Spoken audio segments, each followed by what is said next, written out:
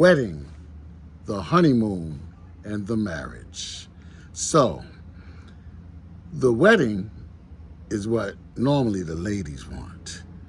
Since they were babies, since they were little, they probably had Barbie dolls and Barbie doll kitchens and dolls and Ken and Barbie and cartoons, I love you, Pepe Le Pew, or whatever it was, I don't know, Disney, the prince in shining armor, and I'm a princess and he's a prince and he was a frog, and all of that stuff, right? So they want to have this big grandiose wedding, and then there's Hollywood. People have these grandiose weddings, and that's fine if you could afford it, but I just hope you don't make the mistake like one of my friends did straight out of high school, a couple years out of high school. They got married then, and that was like the late 80s, and they spent, I think, $20,000 or $25,000 on their wedding, and they were divorced in 2 months. So I think they really did become friends. They became lovers before they was friends for sure. They didn't know each other. So what happened? The illusion of marriage happened. The perfect script, the Hollywood script, the fantasy script that most of us have, that falls apart after the wedding. Oh, beautiful wedding. The honeymoon. The honeymoon is usually the bomb. I mean, it's a vacay. You know what I'm saying? Y'all having a good time, right? Dancing and swimming and walking and smooching and flirting and under the moon and the stars and the flowers and everything, right? So that's cool and everything, right? But when that's over and you fly back in or however you get back home, who's going to pay the electric bill? Who's going to pay the rent or the mortgage? I didn't know we had to pay insurance on this house. Who's going to take care of the pool if you have one? How much is that going to cost? Are we going to cut the grass? Are you going to cut the grass? When are you going to cut the grass? We going to pay somebody to cut the grass and do the landscaping? Right? We got the cars. We got the car notes. We got the Wi-Fi. We got the cable. We got, maybe some people got HOA. Yeah. And it seems like it never stops coming. You got food. Food goes up. You got clothing. Then you got gas. So, who gonna take care of? Did you discuss that when you were planning the wedding and the honeymoon? Did you plan the marriage? I hope so. I think most marriages, or half marriages, over half marriages, end up in divorce because you planned all the fun stuff. You didn't plan the marriage. And if you plan the marriage, you can make it fun for the most part. Now that we're in the marriage with all the bills and are there children? We got to take children to the doctor, to daycare, to school, to the game. Got to buy stuff for the game, the equipment, the cheerleading uniform, Girl Scout, Boy Scout, whatever it is, right? Ching, ching, bling, bling, bling, bling, bling, ching, right? Okay, fine. If you got it, no problem, right? If there's any step parents and babies, mamas and babies, daddies and all of that stuff, that's another situation to deal with. Did you plan and talk about that thoroughly? Is anybody coming over, popping in, ringing the bell when you didn't expect them? Or any in-laws coming around? Oh, did you talk about that? Oh, okay. I hope so. Okay, now here's the real deal. When I talked about that script, right? This script has been given to us by Hollywood and by Western culture, that everything is pretty much going to be perfect because, like a lot of women, they want the man that makes at least $100,000 a year, 6 figures, and if not, they really want a multi-millionaire. They want a baller and a player and a shot caller and a doctor and a lawyer and all of that, and that's fine if that's what you like. But then what happens if he loses his job or he gets injured or something just happens financially that you did not expect? Are you still going to be with him? Are you going to be ride or die? Or are you going to bounce? You know what I'm saying? And like if he kind of sees that, like you married him for money, he's always going to have something reserved in his head. Like, I can't totally trust her. I can't trust her to be with me when times are hard on the boulevard. You know what I'm saying? When the chips are down, So you shouldn't select a man just for his money and vice versa, right? A lot of men, they just trying to move in. And if you don't see that he's just trying to move in, that's a problem. He just need a place to put his head because he done messed up his finances, you know what I'm saying, and his credit. So he can't just move into an apartment or a house easily. So he got to find a chick that's lonely and wants some companionship, and he gonna move in with you. Ain't that cute? Oh, wonderful, wonderful, wonderful, wonderful life we have here, don't we? It's all the choices my uncle had told me. Decisions, decisions, decisions.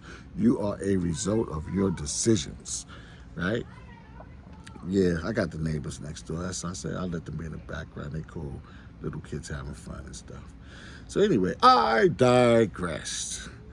There's something very serious that I want to mention that I struggle with a little bit myself, because every time I think I'm so spiritual, my wife could say one little thing that'll make me go,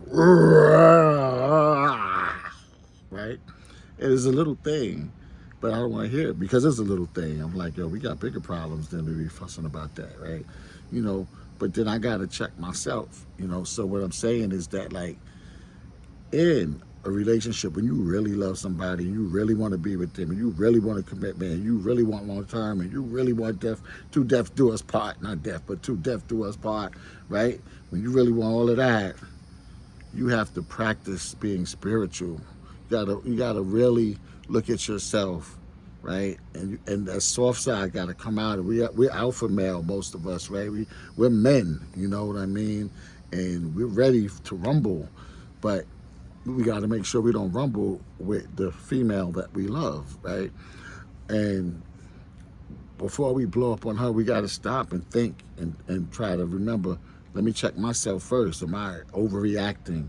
Is this something to get this upset about? You know, and you always have to remember that you're both still learning each other. So marriage is a practice. Dating is a practice. Commitment, long-term relationships is a practice.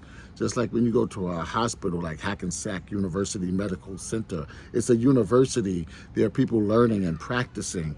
And no one really gave us the book. The book exists, like the Bible and the scriptures and the Kemetic scriptures, you know, the book of coming forth by day and things like that.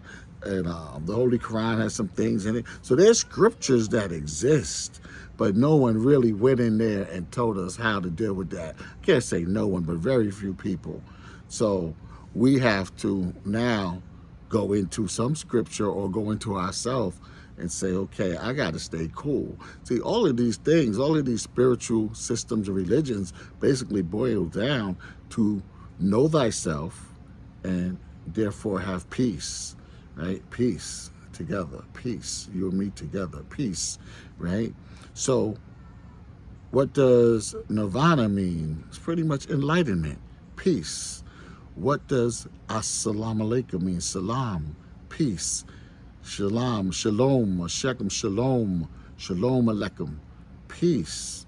Hetep and Kemet, peace, right?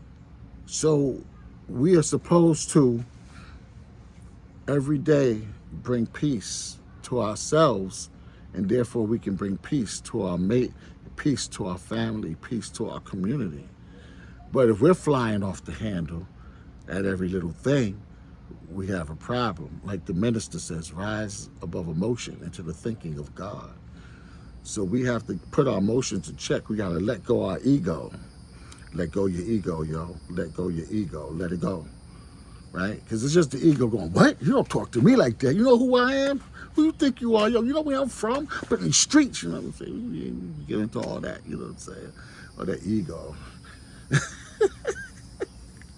But if you want to stay with your lover, let that ego go, man. Let's just be cool. And another word for peace for me, just try to be cool. Like all the older men that I know, right, and have known, even when I was younger, they was older, I noticed that, like, their wives were chatterboxes maybe, some of them not, but, you know, yeah, social thing. The men would pretty much come inside, shake a hand as a little kid. They might give me some money. They eat their food, they have their whatever, gin and whatever, rum and coke, whatever they's doing. And then they probably sit down and go to sleep. Or they might play chess or pinochle, or you know what I'm saying, or checkers or cards. But at some point they might fall asleep or they just chill. Like I know some right now, like one of my uncles, he just cool. He's like a step uncle. He's not blood, but he's just cool. He's like, yo, I retired. I'm taking it easy. You know what I'm saying? And it's like they don't hardly have any arguments that I see. So you got to be able to take it easy. Take it easy, greasy. Like, but for real, like, you know, I'm smiling and joking and everything, but life is hard, you know, and obstacles and trials and tribulations and things always come at you. So as they're coming at you, you have to both try to maintain peace. You know, peace is like the prerequisite for love. You know, but also there's respect, right? So if you respect me and I respect you, we talk to each other a certain way. We talk to each other in a sweet manner. We talk to each other in a kind manner. Now, if something's bothering you, you affirm it. You know, you don't want to be too soft and say like, you got this, that bothers me, but you did. Right? You know what I'm saying? This is why it bothers me, and I'm working on my response, but that bothers me. And if you keep doing it, it's going to keep bothering me. Right? And the opposite person has to, you know, because our natural inclination is go right back, right? No. Try not to. If you do, you do. But still, you still got to collect yourself and realize that both of y'all are imperfect. Both of y'all are, both of y'all are trying hard. You know what I'm saying? And the end result, like at the end of the day, we want to go to bed and say, hey, baby, I love you. You know what I'm saying? In the morning, we want to wake up. In the middle of the night, we'll say, hey, baby, I love you. How you doing? In the morning, grand rising. You know what I'm saying? Because God blessed us, the Creator blessed us to have life individually and collectively together. Some people are lonely. Some people don't have anybody. So don't take your lover for granted. Some people are lonely right now. Some people have nothing to do on a Friday night and a Saturday night and a Sunday night and a Monday night. You know what I'm saying? They have nobody there to keep their bed warm. You know, they have nobody there to whose shoulder they could cry on or they could vent with about the job or the friends or whatever. You know what I'm saying? These bugs coming for me. It means it's time for me to go. Yeah, so I just wanted to share that with you, like, and these things, these spiritual things that we have to always work on and develop individually and for our wedding are patience. That's hard. Because sometimes I've been patient so long and nothing has changed. Then you got to take another deep breath. Patience. Try again, right? We got to be patient longer. I need to get some more oxygen. I got to be patient longer now. I got to try it again. And then I got to try it again, right? When your patience runs out, you got to renew, regather yourself, and try it again. Faith, same thing. Your faith start running out like, God, I've been waiting, this ain't working, nothing's happening, nothing's changing, you got to try again. Now, I'm not saying that somebody's being abusive. Somebody's being abusive, run. Oh, yeah, like I'm swatting these bugs. Run! Somebody being abusive, run. Run for your life, you know what I'm saying? Run for your life. Because nobody's worth, you know, nobody's better than you to make you want to have to, you know, do something to yourself. They're not better than you. You know what I'm saying? They're gonna, you do something to yourself and they're gonna go live in their life. No, you're better than that. You're better than that. God put you here for a reason. So talk to God about what God needs you to do in your life. You know what I'm saying? All right. So yeah, it's patience, it's prayer, it's faith. All right, it's humility, it's let go the ego, it's forgiveness. All right, that's Christ, that's Bible, right? Forgiveness. So all of those, these soft skills is what's needed to make a marriage work, to make a commitment work. All right, so remember that, men and women. Right, watch your tone. Watch your tone. Watch your tone. You know what I'm saying? Watch your tone. You know what I'm saying? All right. So this is Kamal Imani for Sirius Relationship Advice, Sirius Relationships. All right. So please like, share, and subscribe. and comment and all that good stuff. One love, respect, peace, namaste. Kamal Imani out.